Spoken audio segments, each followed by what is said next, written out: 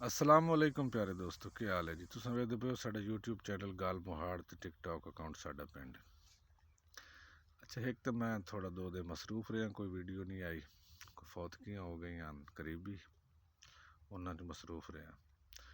उस तो बाद गल अज इस टॉपिक ते करनी है, यह जेड़ा मोटरसाइकिलों के खिलाफ क्रैकडाउन आंदा पिया ते गड्डियों के खिलाफ क्रैकडाउन आंदा पिया, ये उत्ते आपां एक गल करनी है ये कि कानून के मुताबिक तो अमल होंदा पिया, वो तो गल ठीक है कि ये बहुत सारे फायदे हैं, लेकिन एक मेहरबानी करें, हैलमेट तो है ज़रूरी, वो तो हर बंदा अपनी सेफ्टी वास्ते करे, वो तो अच्छा इकदाम है।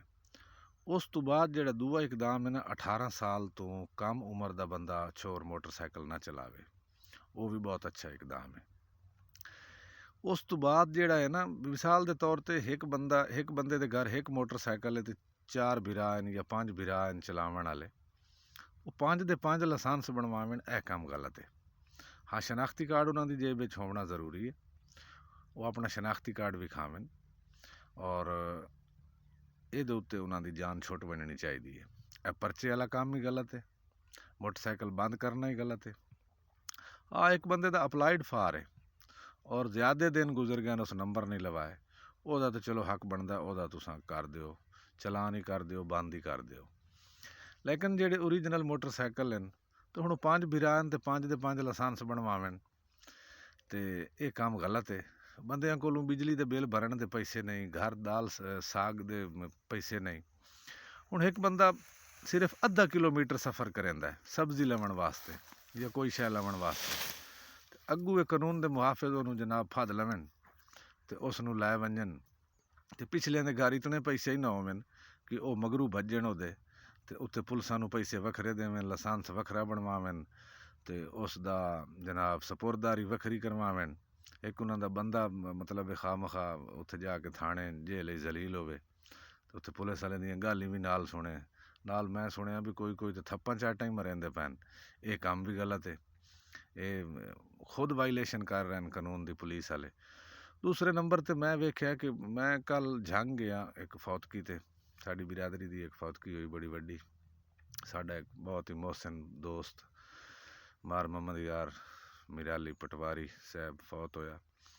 मैं उत्थे वेदा गया तोड़ तक कि अपना पुलिस वाले जेड़े एक मोटरसाइकिल पकड़ेंदे, एक नाल गालां कढ़दे, एक नाल कईयां नूं हाथापाई हो रही आई, ये काम गलत है। और खुद पुलिस वाले मोटरसाइकिलों ते बगैर हैलमेट तो, भी हैलमेट पुलिस वाले भी करें, उन्होंने एक्सीडेंट नहीं हो सकता, उन्होंने इंजरी नहीं हो सकती।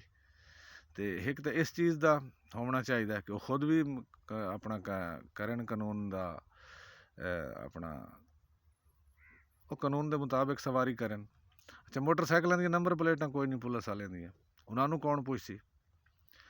तो ये भाई जी ये काम गलत है, बराए मेहरबानी हुकूमत नू, और हुकूमत अपने आप आवाम नू अपने खिलाफ कर रही है। आइंदा बलदियाती इलैक्शन जेड़ा तुसां अलाउंस करना है, उहदे विच ये इशू बड़ा ठोक के आवना है, और हुकूमत मुखालिफ है काम, इहदे नाल जुरैम काम नहीं होंदे। जुरैम लोग जेड़े हैं जुरैम पेशा, वो मुताहत हो वैसन, वो रोडां ते सफ़र नहीं करेंदे, और वो नहीं पकड़े जावने। ये शरीफ आदमी जलील हो सन, गरीब आदमी जलील हो सन, जिन्हां दे घर पकावन नूं कोई शै नहीं, वो तुहानूं कित्थों 2200 दा लाइसेंस बनवावें 4-5 भिरा रल के। यानी हुण इक्को भिरा मोटरसाइकिल चलाई रखे भी जिंदे कोल लाइसेंस है तो दूए पैदल टुरदे रहन, ये काम भाई जी गलत है। ये उत्ते संजीदगी नाल गौरमेंट नूं सोचना चाहिए। शनाख्ती कार्ड जेब विच रखें, हैलमेट जरूर पावें, मोटरसाइकिलों के शीशे होवें, इशारे ठीक काम करें, हारन ठीक काम करे, यह चीज़ां तो चलो मनण वालियां। और बच्चों को स्कूल छोड़न वास्ते बड़ा प्रॉब्लम हो रहा है। हुण बच्चे किहड़ी शै ते स्कूल छोड़न, तो फिर स्कूल ही बंद कर दो, बच्चों का स्कूल जाना ही बंद हो गया। तो भाई जी ये चीज़ां सोचो, हुक्मरान इन्हां चीज़ां नूं सोचन।